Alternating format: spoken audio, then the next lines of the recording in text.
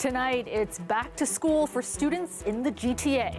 Safety is what has and what will drive our decisions every step of the way. The date is set for students to return to class, how parents are reacting, and what do health experts make of the safety measures to keep kids safe. Plus, they're 2.5 times more likely to catch COVID, 20 times more likely to need hospitalization.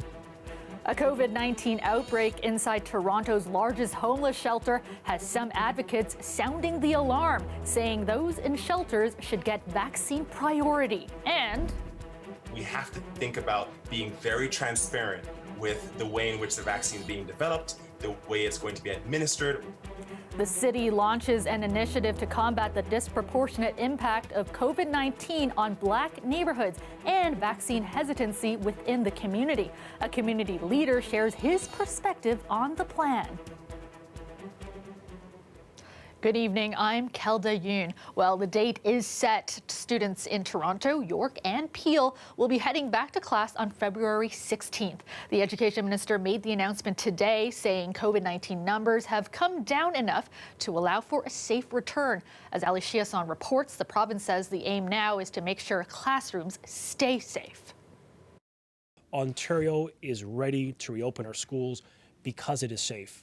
Students outside of the Greater Toronto Area will be going back to class February 8th. Those in Toronto, Peel and York will return on February 16th. I want to be clear that safety is what has and what will drive our decisions every step of the way. We will not put your child and your family at risk. Education Minister Stephen Lecce went through what the province has done to ensure that. Province-wide access to targeted, voluntary, asymptomatic testing. We've mandated masking for students from grade 1 and up. We've invested to ensure that nearly 100% of all school air ventilation systems have been checked, 95% of which have been improved. And so what of that do you think would make the biggest difference? Asymptomatic testing is only to pick up cases when they've arrived. The measures to prevent cases from transmitting within schools are probably much more profound. And so the investments into ventilation, again, masking up to grade 1, making sure class sizes are still reasonable in most places in the province, and ventilation are going to be the biggest bang for the buck. Dr. Zane Chagla also says the regional approach to reopening makes sense. Peel and Toronto have been the hardest areas, they're the highest density, and so what happens in the community often informs what's happening in schools.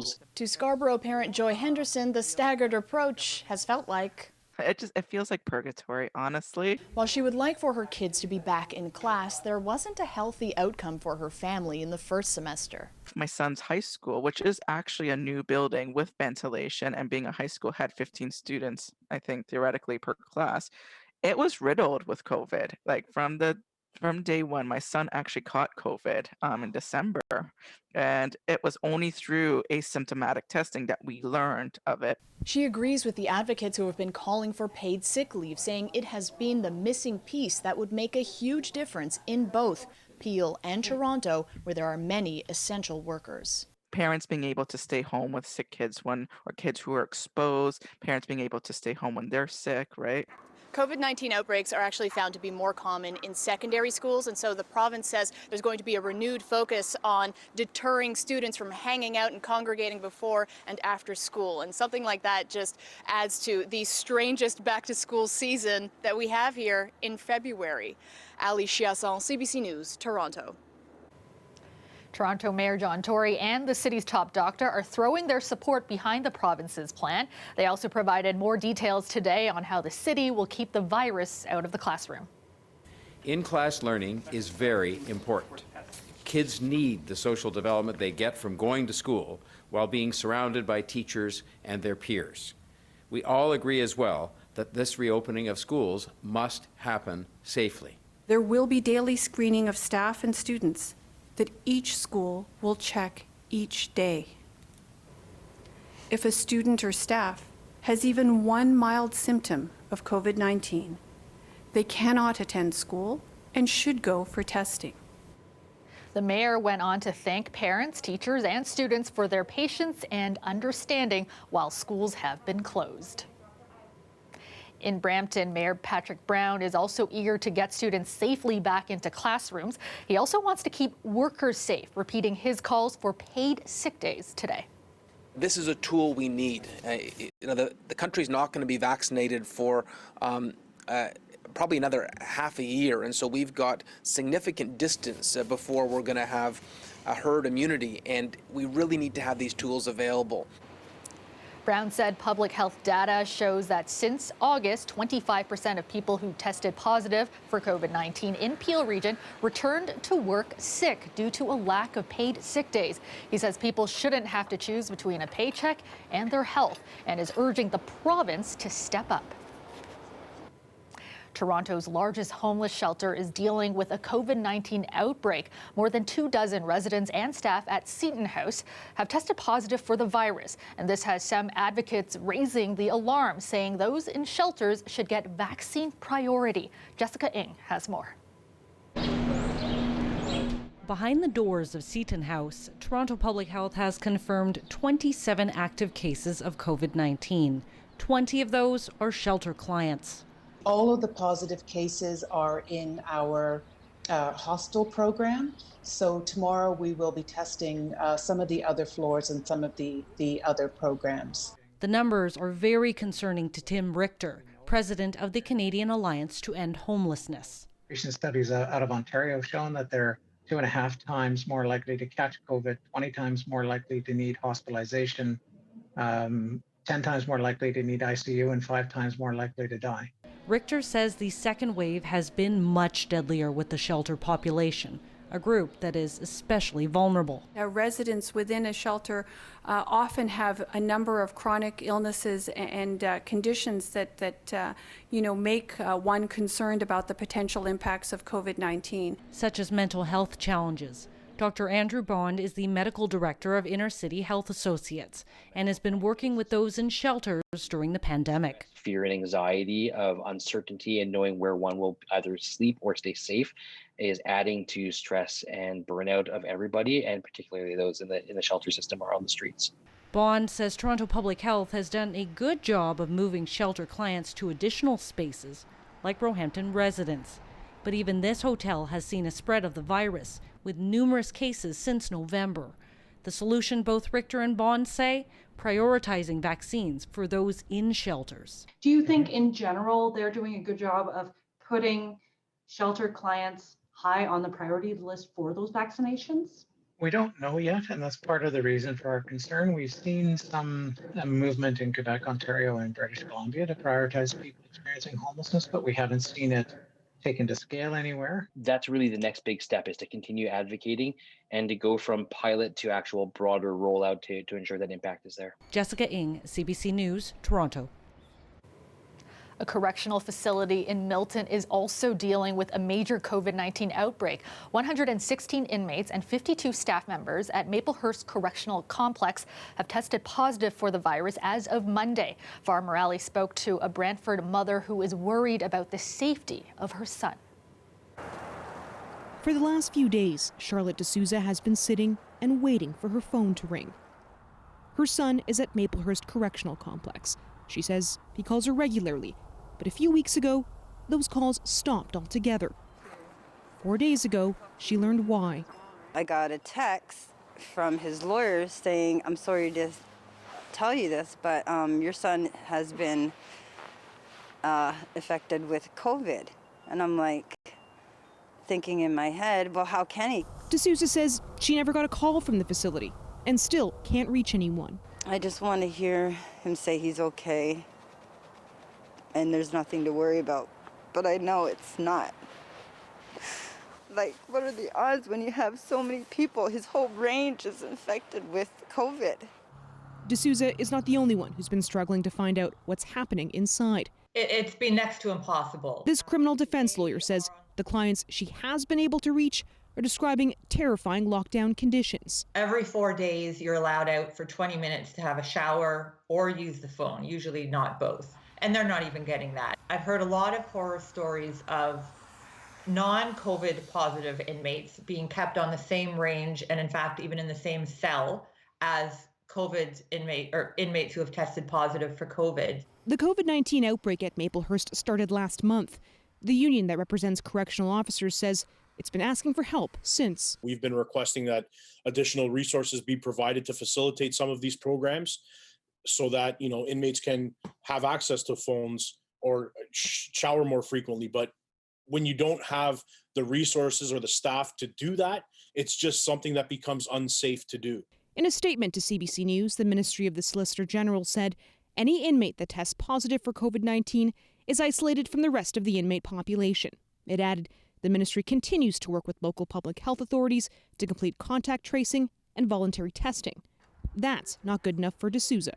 Like Justin Trudeau and Doug Ford, they're telling everybody on the outside what to do, but what about the people in jail? They're people too. What are you doing for them?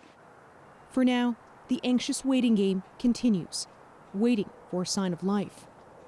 Farah Morali, CBC News, Brantford. The province's police watchdog is investigating after Toronto police tasered and shot an 18-year-old man with a beanbag round early this morning. Police were called to a parking garage near Richmond and Sherbourne for reports that a man was damaging vehicles in the lot. The SIU says there was an altercation and officers used a taser twice and struck the man with a less lethal shotgun. The man was taken to hospital with serious injuries. Anyone with information is asked to contact the SIU. 3 men were shot in a parking lot in Regent Park last night. It happened near the corner of Oak and Sackville around 11:30. Police say 4 people in their 50s and 60s were sitting in a sedan when someone shot at their vehicle. 1 man in his 60s suffered life-threatening injuries. 2 others had minor wounds. The 4th person was not injured. Police have not released any suspect information, but are asking anyone with surveillance footage in the area to come forward. And firefighters rescued 3 people from a house fire in Brampton this morning. Crews arrived around 2:30 and found heavy smoke in the back of the building. 2 people were taken to hospital, 1 with serious injuries from smoke inhalation. Investigators say that the house appears to be a licensed rooming home with working smoke alarms. They say the fire is not considered suspicious. CBC News has learned the son of Honey and Barry Sherman has hired a former high-ranking Toronto police officer to lead the Canadian arm of the private investigation into the murder of his parents. But as John Lancaster reports, Sherman's sisters say it's only undermining the ongoing police investigation. They don't come running to the police to explain what they saw. For more than 30 years, Doug Grady investigated some of the city's most violent crimes. He once led the Toronto Police Homicide Squad and also spent time in the intelligence and organized crime units before retiring 10 years ago. The cause of death was determined to be. CBC News has learned that Grady is now working for the Sherman son, Jonathan, in his quest to find out who killed his parents. But not everyone is on board with those efforts. To lose a parent is a difficult thing. The Shermans' 3 daughters, Kaylin, Lauren, and Alex Krawczyk, say they have nothing to do with their brothers and Grady's ongoing probe. Krawczyk's lawyer, John Rosen, issued this statement to CBC News today. Ms. Krawczyk remains steadfast in her support of the Toronto Police Service as they investigate her parents' murders. She believes a parallel investigation will only serve to undermine their efforts. 75-year-old Barry Sherman was the founder of generic drug maker Apotex. His wife, Honey, a well-known philanthropist. In December 2017, they were found strangled in the basement pool area of their Toronto home. Belts were looped loosely below their chins and attached to a railing. The murders remain unsolved. Neither Grady nor Sherman responded to questions about their efforts. I'm told they've uncovered little new information, at least nothing that police don't already have. The police service says they continue to investigate these murders daily, hoping to bring justice to the Sherman's family and friends. John Lancaster, CBC News, Toronto. I think it's a great start, and I think it's a necessary start.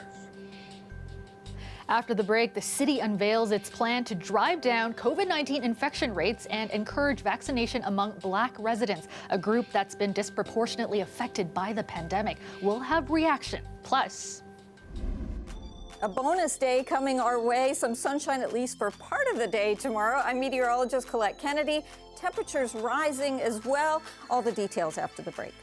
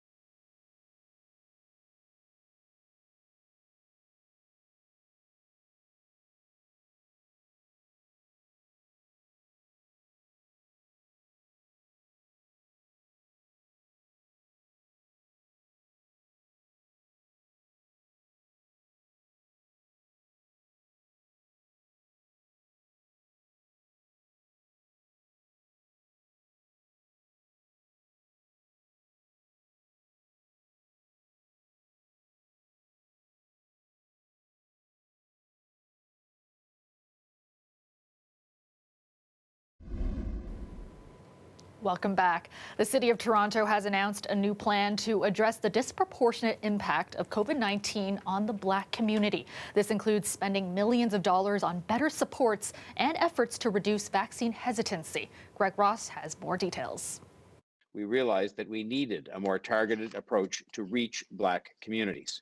A targeted approach to not only understanding why Black communities are being hit harder by COVID-19, but also to provide needed assistance to get the virus under control in those communities. The city has invested $6.8 million in funding and partnered with 12 community agencies to provide this kind of targeted outreach and support to the top 10 neighborhoods with the highest percentage of Black Torontonians and the highest COVID-19 case rates. According to statistics from the city, Black communities make up only 9% of Toronto's total population. Yet Black people make up 26% of the total number of cases right now in the city and 24% of people hospitalized with COVID-19. In public health, we've long known that it's your postal code, not your genetic code, that is the biggest driver of health. Access to housing, access to good jobs, access to health and social services. I think it's a great start, and I think it's a necessary start. Joseph Smith is the executive director of a nonprofit organization called Generation Chosen. He works directly with people in all of these communities, and he says there are many factors why COVID-19 cases there are high, including the fact many people work low-wage jobs that are considered essential. If you don't show up, you don't get paid. And you need to get paid, especially during a pandemic, so that you can sustain yourself. In addition to that, many live in small spaces with multiple people under the same roof. And because they're all leaving the house and going to separate spaces, they're all interacting with a whole host of other individuals. But the virus is just one of the issues. The other will be getting people to take the vaccine. Smith says there is hesitancy in the Black community because of a history of government testing on Black people. That have now provided modern Black folk with the stories of the heartache and the trauma of those particular experiences. To tackle that hesitancy, the city has formed a task force made up of scientists from the Black community who will work alongside Toronto Public Health to provide information, including 3 virtual public forums. I want to encourage, and I want to repeat, I want to encourage all members of the Black community to participate in the free virtual sessions. People will get an opportunity to raise any questions or concerns they may have about the vaccine. The first session is scheduled for February 13th. Greg Ross, CBC News, Toronto. The province is set to roll out its new autism program. 600 children and youth will receive needs-based services starting in March. By including children and youth from every corner of the province of various ages and genders, as well as a mix of individuals with behavioral plans and families receiving direct funding, we'll be able to rigorously review and evaluate the process. Core clinical services will be offered based on a child's individual needs, including applied behavior analysis, speech-language pathology, occupational therapy, and mental health supports. The new plan was supposed to roll out in April of last year, but was delayed due to the pandemic. The program is set to include 8,000 more children by the end of 2021. Mainly clear skies this evening, and it will stay that way through the overnight. Currently -1 in downtown Toronto. Let's go to Colette Kennedy now. And Colette, I spent a good deal of time outside today, definitely milder, and I especially loved that sunshine. Yeah, I hope everyone had the opportunity to at least get out there and enjoy it for a little bit. Beautiful conditions. We are going to see some sunshine into tomorrow as well. And actually, temperatures are going to be just a tiny bit warmer. So again, above seasonal. So it's a real treat kind of day for us. And it will be changing dramatically because Thursday night into Friday, we have a system that's going to push through, kind of bringing a slushy mix. And then over the weekend, especially towards the end of the weekend, boy, oh boy, temperatures are going to be cooling back down. Not just talking about daytime highs close to seasonal, but the highs will be well below in terms of what we're going to be seeing. The highs today, though, anything but. We're a few degrees above seasonal at Toronto at the freezing mark, but tomorrow will be close to 5 degrees above seasonal. Now, the wind's another thing. So they did kind of knock it down a little bit in terms of how it felt today, but what's going to happen is overnight tonight, those are going to drop off. So the northwesterly winds start to ease. So tomorrow morning, even midday, things pretty good through the GTA, but kind of the opposite scenario as this next system moves in. We get into more of a southerly flow. Those winds will be kicking up in the second half of the day into southwestern Ontario, and we'll eventually see those winds kicking up as well, coming over towards the Golden Horseshoe. Now, in terms of the sky conditions, clearer skies tonight into the early part of the day for Thursday. That's why I'm saying it'll be quite pleasant, because we won't have the winds and you'll have sunshine. But as we get into the latter half of the day, we're going to see that snow developing for southwestern Ontario, and maybe starting as some light snow overnight tomorrow night for Toronto, and then it kind of turns into more of this mix because the temperature's just not cool enough. So that's especially close to the lakeshore, just a little further north, and it'll likely hold as some wet snow, although pretty light in nature, and then it's gone by, say, afternoon 2 o'clock for the GTA on Friday, and we'll start to see some improvement, but wet roads will still be in play, and we'll start to see some lake effects setting up as well behind the system. So snowfall potential closer to the lake, I would say just about nothing. It's about to wash away or mix, but a little further north, 3 degrees. These are the numbers to watch. Those will eventually go up as the lake effect kicks in, and maybe up to 5 centimeters, by the way, for the Windsor area. Tonight, -8, same thing for Leamington, feeling like -13. You'll start off with some sun, and then the clouds going to start to push in with this system. 2 degrees for the high for your Thursday. Tonight, the low, -5 to -6 we'll be seeing, even -7 here towards Markham and Oshawa. And then for tomorrow afternoon, 1 to 3 degrees. Okay, Oshawa might be slightly cooler there with the wind flow. But really, I just want you to know that Friday, although it's mild, that's why it's a mix, we will see that temperature really dropping off as we go through the day. And then that colder air, Kelda, comes in for the weekend. All right, thanks so much, Colette. The weather is brought to you by Trane, the most reliable heating and cooling brand. We test, so it runs. It's hard to stop a train.